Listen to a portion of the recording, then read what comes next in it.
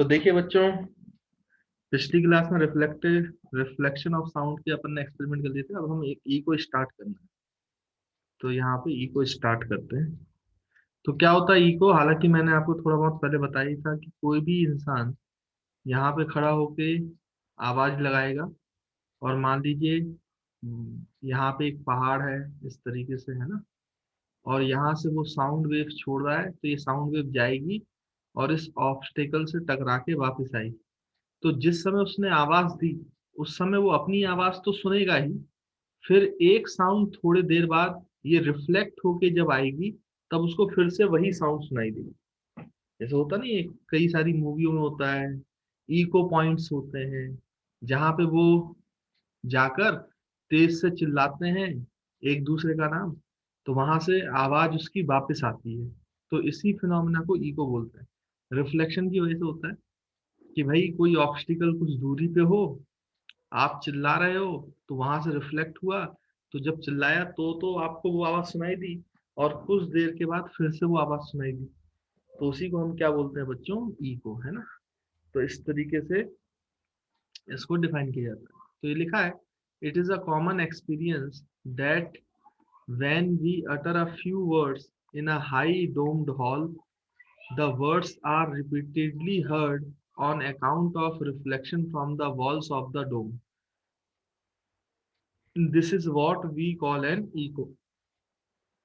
If a person stands at some distance from the wall or a hillside produces a sharp sound, he will hear two distinct sound, one original और direct जो उसको directly सुनाई देती है, and other जो सुनाई देती है रिफ्लेक्शन के बाद, उसको इको बोलते हैं। The sound reflected from wall और हिल साइड। दस, आप अब डिफाइन कर सकते हो, an echo is the phenomena of repetition of sound of a source by reflection from an obstacle। तो ऑब्स्टिकल से रिफ्लेक्शन के बाद जो आपको रिपीटेड साउंड सुनाई देती है, उसी को इको कहते हैं ना।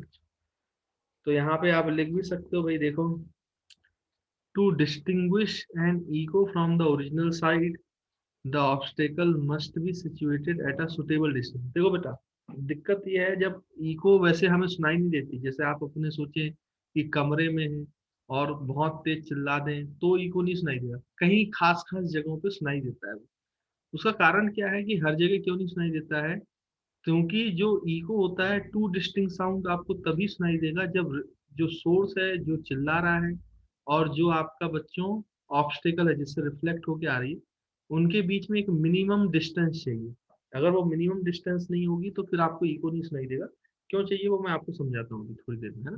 तो यहाँ पे यही लिखा गया है, to distinguish an echo from the original sound the obstacle must be situated at a suitable distance from the sound. This depends upon the type of sound produced, which may be simple or articulate। Simple मतलब जो ज्यादा frequency का variation ना हो, articulate मतलब उसमें frequency का variation बहुत ज्यादा हो। तो उस तरीके की साउंड पे भी डिपेंड करता है कि को सुनाई देगा क्यों। सबसे पहली बात तो, अगर सिंपल साउंड्स की बात करें, जैसे आपने कोई एक नाम पुकारा, वापस आपको नाम सुनाई देगा, तो उसके लिए अलग साउंड सुनाने के लिए क्या होता है, जैसे मैंने आपको बताया था कि जो साउंड होती है वो कंप्रेशन, रेयरफेक्शन, कंप्रेशन, रेयरफेक्शन के फॉर्म में आगे जाता है। कंप्रेशन मतलब हाई प्रेशर, रेयरफेक्शन मतलब लो प्रेशर। तो जब ये साउंड आपके कानों में आती है बच्चों, तो आपके कान में एक ईयर ड्रम होता है। तो जैसे ही ये हाई प्रेशर आता है, कंप्रेशन आता है यहाँ पे, तो ये ईयर ड्रम अंदर की तरफ मुड़ जाता है। फिर जब रियर फैक्शन आता है, को कम प्रेशर हो जाता है, तो ईयर ड्रम बाहर की तरफ मुड़ जाता है। यानी कंप्रेशन रियर फैक्शन से होता क्या है कि जो आपके ईयर के अंदर ड्रम है वो लगातार ऐसे वाइब्रेट करता है, वाइब्रेट करता है। अब ईयर ड्रम वाइब्रेट करना चालू होता है, तो ये वाइब्रेशन को फिर ट्रांसफर करके जो ऑडिटरी नर्व होती हैं, जो उसका सिग्नल बनाती हैं, और ऑडिटरी नर्व से फिर आपके ब्रेन में जाती है वो चीज, और ब्रेन को समझ में आता है कि कुछ सुनाई दे रहा है। उसको वो एनालाइज करता है, और एनालाइज क्या क्या करता है, लाउडनेस, पिच, और बच्चों वेव फॉर्म, है ना, जो हमने पहले बात की थी। और फिर उसको आपको मतलब आपको लगता है कि हाँ ये बात मुझे सुनाई दी है।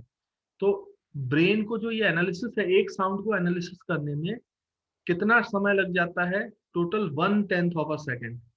मतलब अगर एक साउंड आपको सुनाई दे रही है, तो एक साउंड सुनने के बाद आपको दूसरी क्लियर साउंड तब सुनाई देगी जब 0.1 सेकंड बीत गया होगा, क्योंकि उस समय ब्रेन जो है वो पुरानी साउंड को ही एनालाइज कर रहा होगा। तो जो इसको बोलते हैं परसिस्टेंस ऑफ हियरिंग, जैसे आपका परसिस्टेंस ऑफ विजन होता है ना बेटा, कि आपने एक फोटो देखा, फिर दूसरी फोटो देखा। आप अगर बहुत सारी फोटो को बहुत तेजी से देखोगे तो वीडियो जैसा दिखाई देता है, ये आपने ऑब्जर्व किया हुआ है। वीडियो है क्या, कलेक्शन ऑफ मेनी फोटोज जो बहुत तेजी से चलती हैं, है ना। तो आपके आई जो है वो अलग अलग फोटो को नहीं पहचान पाती, उसको ऐसा लगता है सब कंटिन्यूएशन में, तो आपको वीडियो समझ में आता है वो। लेकिन एक्चुअली में क्या है कि दो अलग अलग फोटो को समझ पाना, डिस्टिंग्विश कर पाना, ये हमारा ब्रेन तब कर सकता है जब दो फोटो जो है उनके बीच में गैप जो है 1/16 सेकंड का हो। वो परसिस्टेंस ऑफ विजन है। मतलब एक फोटो के बाद दूसरी फोटो तभी आपको समझ में आएगी अलग अलग, जब वो फोटो एक 1/16 सेकंड में दिखाई जाए। तो आपको वैसी एक साउंड सुनाई दी, दूसरी साउंड आपको तभी सुनाई देगी केवल जब वो, मतलब समझ में आएगी दो अलग अलग साउंड जब वो आपको 0.1 सेकंड के बाद सुनाई दे, 1/10th ऑफ अ सेकंड, इसको बोलते हैं परसिस्टेंस ऑफ हियरिंग। तो ये यहाँ पे लिखा है कि the sound produce by tick of a clock, firing of a shot या thumping of a table is called simple sounds. तो ऐसी साउंड्स को सिंपल साउंड्स बोलते हैं। The sensation of some sounds last in our brain for 1/10 of a second। तो मैंने बताया ना हमारे ब्रेन में ये 1/10 of a second के लिए लास्ट करती है, क्योंकि प्रोसेसिंग में टाइम लगता है। This property is called persistence of hearing. इसी प्रॉपर्टी को परसिस्टेंस ऑफ हियरिंग बोलते हैं। Therefore, to hear a distinct echo of a simple sound, the time taken by this sound to reach the listener after reflection should be इतना। इसलिए आपको अगर eco सुनना है ऐसी साउंड्स का, तो ऑब्वियस सी बात है ये रिफ्लेक्शन के बाद कितने देर बाद आपको सुनाई देना चाहिए, 1/10 of a second, मतलब 0.1 सेकंड के बाद। तब तो आपको इको समझ में आ जाएगा, नहीं तो फिर मिक्सिंग हो जाएगी साउंड को, फिर इको समझ में नहीं आएगा आपको, है ना बच्चों। तो मेरे ख्याल से परसिस्टेंस ऑफ हियरिंग और इको की डेफिनेशन आपको क्लियर है। अब क्योंकि इतना समय चाहिए तभी रिफ्लेक्शन होगा, मतलब इतने समय समय में जब दूसरी साउंड आएगी तभी आपको समझ में आएगा कि दो अलग साउंड है और आपको पता लगेगा कि इको हुआ है। तो इतना समय लेने के लिए ये जो दूरी है, डिस्टेंस है, ये कम से कम कितना होना चाहिए, मिनिमम डिस्टेंस कितना होना चाहिए। तो मिनिमम टाइम जो चाहिए रिफ्लेक्शन के लिए वो 0.1 चाहिए। तो 0.1 समय में जो मिनिमम डिस्टेंस है इको के लिए वो हमें निकालना है। इसका मतलब हमें ये पता चल जाएगा कि कोई भी ऑब्स्टेकल है वो कम से कम कितनी दूरी पे होना चाहिए, तो आपको इको सुनाई देगा, नहीं तो इको सुनाई नहीं देगा। तो वो हम कैलकुलेशन बच्चों करते हैं, वेलोसिटी ऑफ साउंड हम जानते ही हैं, टाइम हमें पता है कम से कम इतना होना चाहिए, तो डिस्टेंस जो कम से कम है वो कितनी होगी वो हम निकाल लेंगे, है ना। तो इसको थोड़ा सा नीचे करके फिर मैं आपको बताता हूँ ये डिस्टेंस कैसे निकाली जाती है। तो यहाँ पे मैं इसको बच्चों आप रीड कर सकते हो, मैं इसको अब यहाँ से क्लियर कर रहा हूँ ड्राइंग को। चलिए, तो मेरे ख्याल से आप ये रीड कर लोगे, तो हम आगे बढ़ते हैं।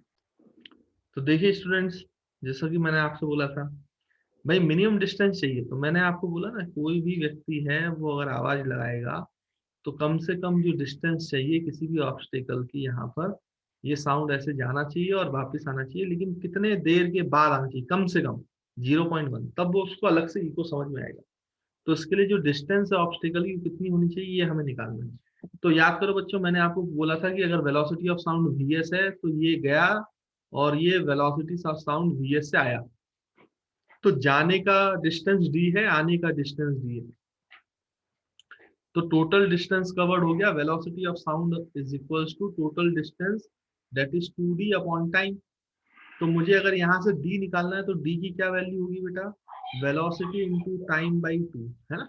अब देखो मैं यहाँ पे फॉर्मूला करूंगा, देखो ये लिखा भी है, जो d है minimum distance of reflector from the source, v is the velocity of sound in air at room temperature, t is the total time taken by sound to reach the listener after reflection, as total distance covered is velocity into total time। तो बच्चों velocity या time जो है वो लिख सकते हो total distance travel upon speed of sound. तो यहाँ पे टोटल डिस्टेंस ट्रेवल हो गया 2d, स्पीड ऑफ साउंड हो गया v। अब t की वैल्यू मिनिमम है तो पुट करो 0.1 second. Velocity of sound in room temperature 340 metre per second होता है। तो therefore minimum distance d for echo to be formed is, तो देखो d की वैल्यू आ गई ना बेटा vt/2। तो v की वैल्यू पता है 340, t की वैल्यू मिनिमम 0.1 और डिवाइड बाई 2। तो इसको सॉल्व करो तो ये आता है 17 मीटर। यानी सोचो 17 मीटर कोई छोटी मोटी लेंथ नहीं है बेटा, ये अच्छी खासी लेंथ होती है ना।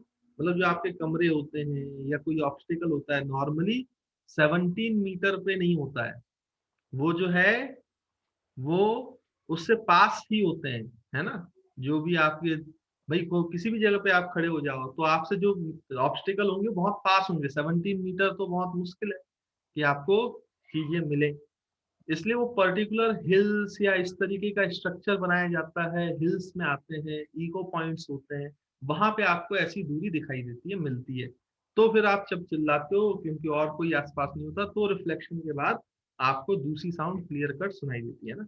इसलिए नॉर्मली सुनाई नहीं देता हमें इको, कुछ खास जगहों पे ही सुनाई देता है क्योंकि जो कम से कम डिस्टेंस चाहिए इको के लिए वो अच्छी खासी डिस्टेंस होती है, दैट इज 17 मीटर, है ना। तो मेरे ख्याल से आपको बात क्लियर है। This is the minimum distance between the observer and obstacle for echo to be heard distinctly. Thus, to hear echo of sound distinctly, the reflecting surface should be at minimum distance of 17 meter from the observer. है ना, तो मेरे ख्याल से clear है। The minimum distance is not a constant because velocity of sound changes with change in temperature. तो इसको आप बच्चों कांस्टेंट वैल्यू मत मानिएगा, ये लगातार चेंज होता रहता है। ये तो हमने एक एवरेज वैल्यू ले ली साउंड की किसी टेम्परेचर पे, लेकिन टेम्परेचर की वैल्यू मतलब टेम्परेचर पे डिपेंड करता है स्पीड ऑफ साउंड, है ना। तो उसके हिसाब से ये चेंज होती रहती है। लेकिन फिर भी मान लो 17 मीटर के आसपास ही अगर देखें, 15 से 17 20 मीटर, तो ये अच्छी खासी लेंथ होती है। तो ये कुछ खास जगहों पे ही आपको फिर इको सुनाई देता है। तो आई होप आपको ये पॉइंट जो है बच्चों वो अच्छे से क्लियर होगा। तो ये जो मैंने ड्राइंग बनाई है इसको मैं यहाँ पे क्लियर कर देता हूँ, और बाकी आप इसको एक बार रीड कर लीजिएगा, है ना। तो चलिए फिर हम आगे बढ़ते हैं। तो देखिए बच्चों, अब जैसे सिंपल साउंड बता दिया वैसे ही आप ऐसी डिस्टेंस आर्टिकुलेट साउंड के लिए भी निकाल सकते हो। तो the sound produce by human beings is called articulate sound, है ना। तो जो ह्यूमन बीइंग्स मैंने बताया ना कि जिसमें कई सारी फ्रिक्वेंसीज होती हैं, तो जो हम बोलते हैं उसमें फ्रिक्वेंसी चेंज होती है लगातार, तो ऐसी साउंड जो होती है आर्टिकुलेट साउंड होती है ना। तो ह्यूमन बीइंग जो साउंड निकालते हैं वो आर्टिकुलेट साउंड होती है। A person can neither utter or nor hear distinctly more than 5 syllables in 1 second, है ना। तो जो 5 syllables होते हैं बेटा वो 1 सेकंड में 5 से ज्यादा जो है डिस्टिंक्टली नहीं सुनाई, मतलब 5 ट्यून बोल लो आप, तो जो बोल लो। तो 1 सेकंड में 5 से ज्यादा अगर सिलेबल आएंगे, ट्यून्स आएंगी, तो उसको हम अच्छे से सुन नहीं पाते हैं, है ना। Therefore, for an echo to be formed, the reflected sound should reach the ear at least 0.2 second after the original sound. इसलिए देखो 5 syllables 1 सेकंड में डिस्टिंक्टली सुनाई करना है, तो 1 सेकंड में 5 syllables हम सुन सकते हैं। तो एक सिलेबल से दूसरे सिलेबल के बीच में कम से कम गैप कितना होना चाहिए, 0.2 सेकंड। तो हमें डिस्टिंक्टली सुनाई देगा ना। Hence distance from an echo to be form, तो इसलिए डिस्टेंस जो होता है इको बनने के लिए, अब टाइम जो है वो 0.2 सेकंड हो गया आर्टिकुलेट साउंड के लिए। तो डिस्टेंस ही बच्चों देखो डबल हो जाएगा, तो 17 से वो 34 मीटर हो गया ना। तो सिंपल साउंड्स के लिए जो है वो 17 मीटर की डिस्टेंस होनी चाहिए। और ह्यूमन बींग जो साउंड निकालते हैं, जो हम बातें करते हैं, जो सिलेबल्स होते हैं, उनके अनुसार हमारा जो डिस्टेंस होना चाहिए रिफ्लेक्टर से वो लगभग लगभग 34 मीटर होना चाहिए ना। अब ये तो बहुत बड़ी डिस्टेंस हो जाती है ना। इसलिए हमें नॉर्मली जब हम चिल्लाते हैं ऐसे अपने रूम में या अपने घर में या अपने दोस्तों को बाहर, तो हमें नॉर्मली इको नहीं सुनाई देता, फिर वो खास जगह पर ही सुनाई देता है ना। तो आई होप आपको ये जो पॉइंट है बच्चों वो अच्छे से क्लियर होगा। तो इसके बाद फिर और आगे बढ़ते हैं, देखिए तो देखिए बच्चों, अब हम बात करेंगे रिवर्बरेशन के बारे में। तो रिवर्बरेशन का अगर मैं सिंपल सा मतलब बोलूं हिंदी में, तो इसका मतलब है आवाज का गूंजना। आपने आवाज को गूंजते हुए कई बार सुना होगा। जब आप अपने कमरे में होंगे या बड़ा सा हॉल होता है, कोई नहीं होता है, खाली हॉल होता है, तो वहां पे आवाज गूंजती है ना। तो ऐसा कई बार आप कभी अपने स्कूल में गए होंगे, तो डोम एरिया होगा आपका, जहाँ पे खड़े होते हैं। अगर आप कभी वहां पे अकेले खड़े हुए और आपने जोर से बोला, तो पता चलती है कि आपकी आवाज गूंज रही होती है ना। गूंजने का मतलब क्या है कि आपने तो बोल दिया कोई वर्ड, लेकिन वो आपको लगातार सुनाई दे रहा है थोड़े समय तक। आपने बोलना बंद भले ही कर दिया है, लेकिन वो थोड़े और समय तक आपको वो चीज सुनाई देती है। अलग अलग सुनाई नहीं देती साउंड, एक ही साउंड सुनाई देती है, और वो खिंची हुई लगती है कि थोड़े ज्यादा टाइम के लिए उसको बोला गया है, लेकिन आप उसको जल्दी बोल के खत्म कर देते हो। तो वो जो फिनोमिना है उसी को बोलते हैं रिवर्बरेशन। तो देखो ये लिखा भी हुआ है, the phenomena of persistence of prolongation, मतलब साउंड का इलोंगेशन हो गया, प्रोलोंगेशन बोलते हैं कि थोड़ी देर तक वो सुनाई देगी। Of sound after the source has stop producing, जबकि सोर्स ने साउंड प्रोड्यूस करना स्टॉप कर दिया है, तब भी आपको सुनाई दे, it is called as reverberation. इसी को रिवर्बरेशन कहते हैं।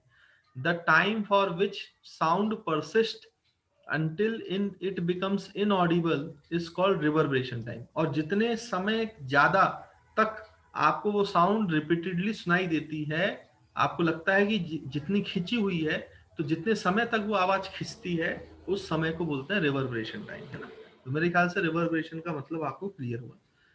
तो इसमें याद रखिएगा कि in case of sharp sound, reverberation time is counted from the instant of production of sound. मतलब जैसे ही आपने प्रोड्यूस किया साउंड, उससे कितने देर तक वो साउंड सुनाई दी है, तो उस इंस्टेंट से जो टाइम निकाला जाता है वो रिवर्बरेशन टाइम बोला जाता है। And in case of continuous note, और जैसे कंटिन्यूसली बोला जा रहा है, कंटिन्यूसली बोला जा रहा है, हमने कोई एक वर्ड बोलकर रुक नहीं गए, तो फिर रिवर्बरेशन जो टाइम है ये काउंट होता है from the instant the source stops producing sound, है ना। तो दो तरीका है।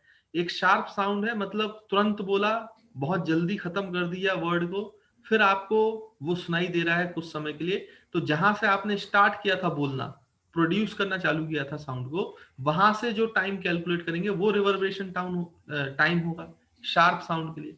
और अगर कंटिन्यूसली काफी लंबे समय तक कोई चीज बोली जा रही है, कोई नोट है, तो रिवर्बरेशन टाइम जो है वो बात खत्म होने के बाद कितने देर तक सुनाई दे रही है, वो हमारे लिए रिवर्बरेशन टाइम होगा, है ना। तो counted from the stand where the source stops producing sound. अब ऑडिटोरियम वगैरह में ये ज्यादा होता है। इन एन ऑडिटोरियम और a big hall, reverberation is undesirable. तो जो आपके बड़े बड़े वो होते हैं बच्चों, हॉल होते हैं, ऑडिटोरियम होते हैं, वहां पे आप रिवर्बरेशन नहीं चाहते, क्योंकि वहां होने के चांसेस ज्यादा होते हैं। तो रिवर्बरेशन जो है वो अनडिजायरेबल होता है। तो इसलिए रिवर्बरेशन को रिड्यूस करने के लिए, therefore to reduce reverberation, the roof of walls of the halls are covered with sound absorbing materials, curtains are also used to absorb sound, है ना। तो ऐसे मटेरियल का यूज करते हैं। आपने देखा होगा कि भाई जो सिनेमा हॉल है, अगर आप कभी सिनेमा हॉल गए हैं, तो ऊपर जो है वो थर्माकोल या इस तरीके के कपड़ा लगाया जाता है जो साउंड को एब्जॉर्ब करता है। क्योंकि अगर सिनेमा हॉल में रिवर्बरेशन चालू हो गया, तो आपके सिनेमा देखने का जो वो है एक्सपीरियंस, वो खराब हो जाएगा।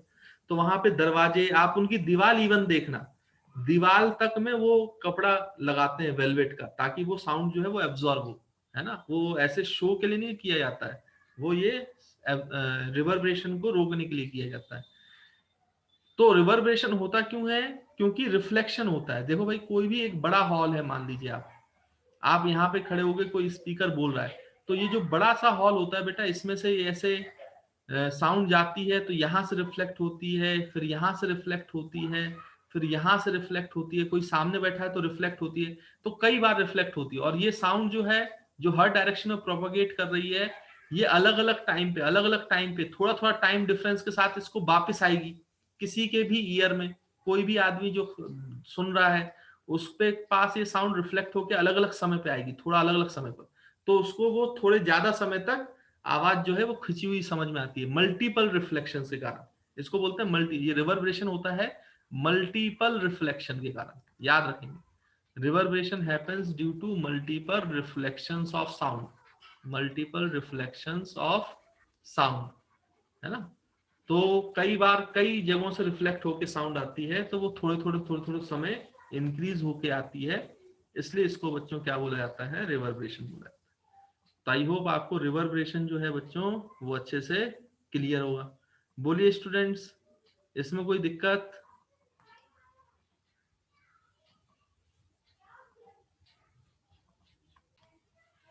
तो देखिए बच्चों, यहाँ पे आपको बताया गया है, एक न्यूमेरिकल दिया है। न्यूमेरिकल वही आते हैं इको वाले, बड़े सिंपल होते हैं, तो आप यहाँ पे सॉल्व कर सकते हो, या फिर आपके फ्रीक्वेंसी से रिलेटेड होते हैं। तो देखो बोला गया है a person has hearing range from 20 hertz to 20 kilo hertz. ये तो हम पढ़ चुके हैं। 20 हर्ट्ज से नीचे की फ्रीक्वेंसी इंफ्रासोनिक, 20 किलो हर्ट्ज से ऊपर की frequency ultrasonic. What are the typical wavelengths of sound waves in air corresponding to two wavelengths? Take the speed of sound इतना, तो स्पीड इतना ले लो, तो इस साउंड के करस्पॉन्डिंग, इस फ्रीक्वेंसी के करस्पॉन्डिंग क्या वेवलेंथ होगी, और 20 किलो हर्ट्ज के करस्पॉन्डिंग क्या होगी। तो याद करो बच्चों, मैंने आपको वेवलेंथ और फ्रीक्वेंसी में रिलेशन बताया था वेलोसिटी में। तो वेलोसिटी ऑफ वेव जो होती थी वो वेवलेंथ इनटू फ्रीक्वेंसी होती थी। याद होगा आपको ये फॉर्मूला, मैंने कहा था बड़ा इंपॉर्टेंट फॉर्मूला है। तो मुझे अगर वेवलेंथ निकालना है तो मुझे वेलोसिटी डिवाइड बाई फ्रीक्वेंसी करना पड़ेगा। अब जब आपकी वेवलेंथ जो फ्रीक्वेंसी है, जो लोअर फ्रीक्वेंसी जो हम सुनते हैं, तो वो अगर 20 हर्ट्स है, तो आप 20 हर्ट्स पुट कर दो, तो उसके करस्पॉन्डिंग आपको लैम्डा मिल जाएगा। लैम्डा अगर ये f1 है तो ये लैम्डा 1 मिल जाएगा। तो वेलोसिटी है 344 और बच्चों ये है 20, है ना। तो अगर आप इसको सॉल्व करोगे 344 डिवाइड बाई 20, तो ये आएगा 17.2 मीटर्स। तो ये वेवलेंथ आ गया, है ना, आपका लोअर वाली फ्रीक्वेंसी के करस्पॉन्डिंग। जो हाइयर फ्रीक्वेंसी f2, जब वो आप 20 किलो हर्ट्स लेंगे, तो लैम्डा 2 जब आप निकालोगे तो ये 344 डिवाइड बाई 20 किलो हर्ट्स, तो 20 किलो हर्ट्स मतलब 10⁻³ हर्ट्स, हर्ट्स में चेंज करेंगे तो ये फिर से 17.2 और ये 10 की पावर ऊपर चला जाएगा, तो 10⁻³ मीटर्स, यानी कि लैम्डा 2 आएगा 17 - 3 मीटर्स, और इसको 17.2 मिलीमीटर्स लिखा जा सकता है। तो इस तरीके से आप चाहें तो सवालों को बड़े आसानी सॉल्व कर सकते हो। तो 20 हर्ट्ज से करस्पॉन्डिंग जो वेवलेंथ है वो 17.2 मीटर है, और 20 किलो हर्ट्ज के करस्पॉन्डिंग जो वेवलेंथ है वो 17.2 मिलीमीटर है ना बच्चों। तो आई होप आपको ये क्वेश्चन क्लियर होगा। तो देखिए बच्चों, अब आपसे ये वाला सवाल पूछा गया है, a person is listening a tone of 500 hertz. तो 500 हर्ट्ज की टोन सुन रहा है person, sitting at a distance of 450 metre from the source of sound. तो जहां से साउंड प्रोड्यूस हो रही है उससे कितनी दूरी पे सुन रहा है भाई, 450 मीटर, और यहाँ पे सुन रहा है, और कितनी फ्रीक्वेंसी सुन रहा है, 500 हर्ट्ज को। तो आपसे बोला गया what is the time interval between two successive compression from the source. अब याद करो बच्चों, मैंने आपको बताया था जो डिस्टेंस होता है, distance between two successive compression और रेयरफेक्शन, ये जो है ये आपका वेवलेंथ होता है, वेवलेंथ। ये डेफिनेशन याद होगा, यानी इनडायरेक्टली उसने वेवलेंथ पूछ लिया आपसे, और स्पीड ऑफ साउंड इतना लेना है। तो देखो यहाँ पे फ्रीक्वेंसी, ये फ्रीक्वेंसी है ना बच्चों, ये एन से रिप्रेजेंट करते हैं ना, फ्रीक्वेंसी एन है, एफ से भी कर सकते हो, कोई दिक्कत नहीं। तो 500 फ्रीक्वेंसी है, तो जो टाइम पीरियड है बच्चों वो कितना आ जाएगा, अच्छा टाइम इंटरवल निकालना पड़ा चाहिए। तो लैम्डा कवर करने के लिए जो टाइम लगता है बच्चों वो टाइम पीरियड होता है, कैपिटल टी। और टाइम पीरियड और फ्रीक्वेंसी में रिलेशन क्या है, time period is reciprocal of frequency. तो यहाँ पे रेसिप्रोकल कर दो फ्रीक्वेंसी का, तो 1/500, तो ये आ जाएगा 0.002 सेकेंड्स।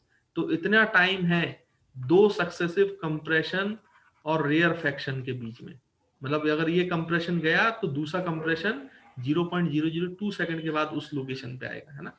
तो ये दो सक्सेसिव कंप्रेशन या रेयरफेक्शन के बीच का टाइम, जो लैम्डा दूरी है उसको जो टाइम लगता है कवर करने में वो टाइम पीरियड कहलाता है ना बच्चों। तो मेरे ख्याल से आपको ये क्वेश्चन भी क्लियर होगा। तो देखिए बच्चों, यहाँ पे एक क्वेश्चन और आपसे ये पूछा गया है। तो आपसे बोला गया है क्या बच्चों कि a person clapped its hand, clapping हुई है near a cliff and echo heard after 5 second, और 5 सेकंड के बाद इको करता है, मतलब कोई हिल होगा, यहाँ पे एक पर्सन होगा, इसने क्लैप किया तो ये गया और वापिस आया, तो इको जो है कितना टाइम लगा बच्चों, 5 सेकंड, 5 सेकंड के बाद सुनाई दी। तो ये आपको डी की वैल्यू निकालनी है। तो what is the distance of the Cliff from the person if the speed of sound इतना।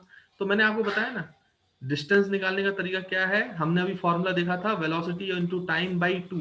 टू क्यों करते हैं भाई, टू इसलिए करते हैं क्योंकि ये डी जाएगा और डी आएगा, तो ये 2d था, 2d is equal to velocity into time, तो 2 को नीचे ले गए तो ये आ गया बच्चों। तो देखो यही आ रहा ना vt अपॉन 2, तो v जो है टाइम जो है वो 5 सेकंड है, तो ये 5 सेकंड, वेलोसिटी ऑफ साउंड आपको दिया हुआ है 346, तो ये लिखा हुआ है डिवाइड बाई 2, इसको डिवाइड करोगे तो ये आ जाएगा बच्चों आंसर, दैट इज 865 मीटर।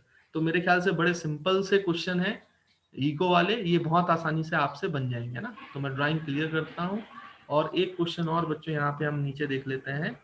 देखो ये इको वाला ही क्वेश्चन है फिर से, तो इसको भी आप रीड कर लो। तो देखो a ship sends out ultrasound that returns the sea bed and detector after, मतलब कोई शिप है, यहाँ पे सी बेड है, ये वाटर है, तो नीचे गया और साउंड वापस आया, तो जो टोटल टाइम लगा बच्चों वो 3.42 सेकंड लगा।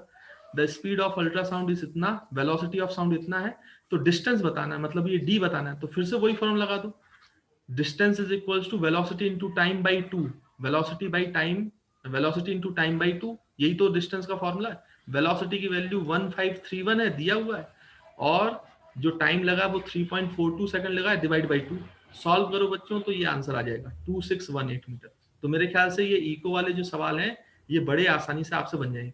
बस 2 के फैक्टर का याद रखना बच्चों, क्योंकि यहाँ पे डिस्टेंस जाते हुए और आते हुए 2 बार लेना पड़ता है, तो 2 का फैक्टर बच्चे भूल जाते हैं, इसलिए उनका आंसर गलत हो जाता है। तो 2 का फैक्टर हमेशा लीजिएगा, है ना। आई होप आपको ये सारे जो ऐसे